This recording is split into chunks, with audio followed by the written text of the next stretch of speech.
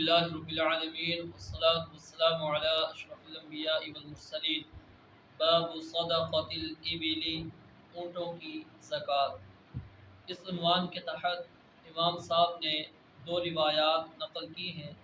حدیث نمبر 1798، امام ابن شہاب زہری نے سالم بن عبداللہ اور ان کے والد حضرت عبداللہ ابن عمر رضی اللہ تعالی عنہما کے واسطے سے نبی علیہ السلام سے روایت کرتے ہوئے فرمایا، مجھے حضرت سالم رحمہ اللہ نے وہ تحریر پڑھوائی جو رسول اللہ صلی اللہ علیہ وآلہ وسلم نے زکوٰۃ کے بارے میں وفات سے پہلے لکھوائی تھی۔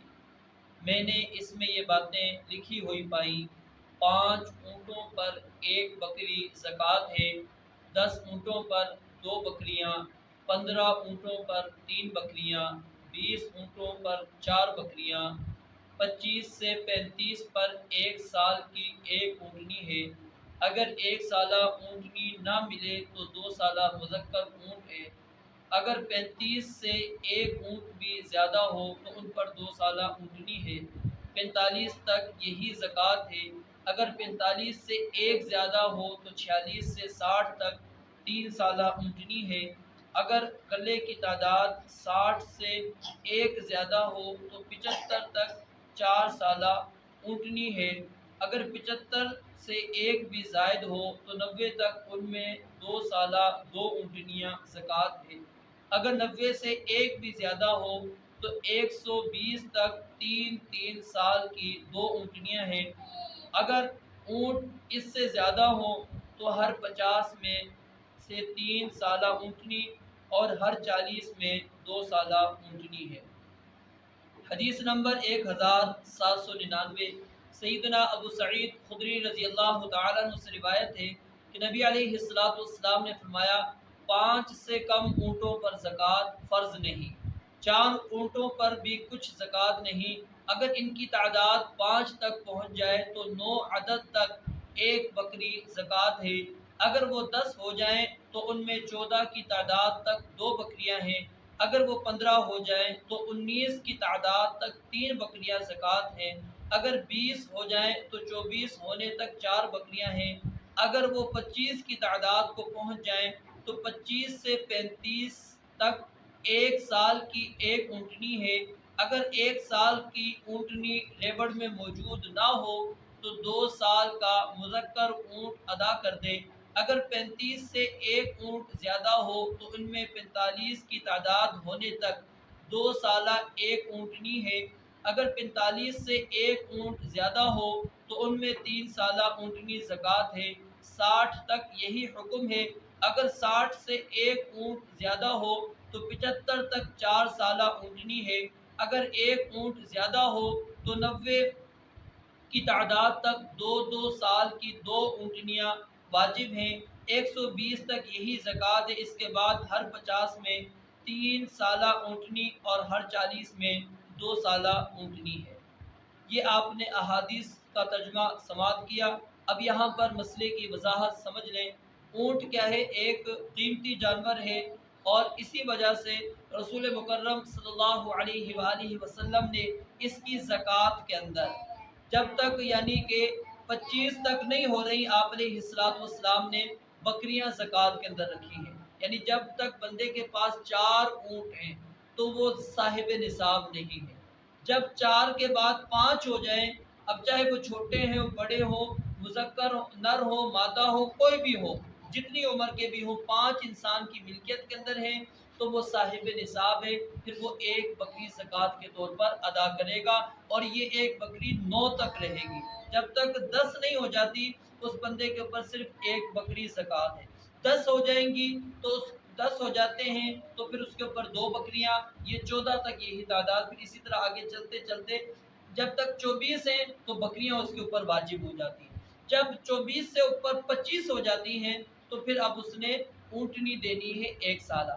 اب یہاں پر کیا ہے؟ زکوٰۃ کے اندر جو رسول مکرم صلی اللہ علیہ وسلم نے شروع میں بکریاں رکھی، وجہ کیا تھی کہ اگر 5 اونٹ کے اوپر 1 زکوٰۃ میں اونٹ لیا جاتا تو یہ بندے کے ساتھ ظلم تھا، زیادتی تھی کہ وہ اس سے ایک زیادہ ملکیت والی چیز، مالیت والی چیز وصول کی جا رہی ہے، اور مالیت اس کے پاس یعنی کہ تعداد تھوڑی ہے لیکن مالیت اس سے زیادہ لی جا رہی ہے، تو یہ اس کے اندر کیا تھا؟ ظلم تھا، زیادتی تھی۔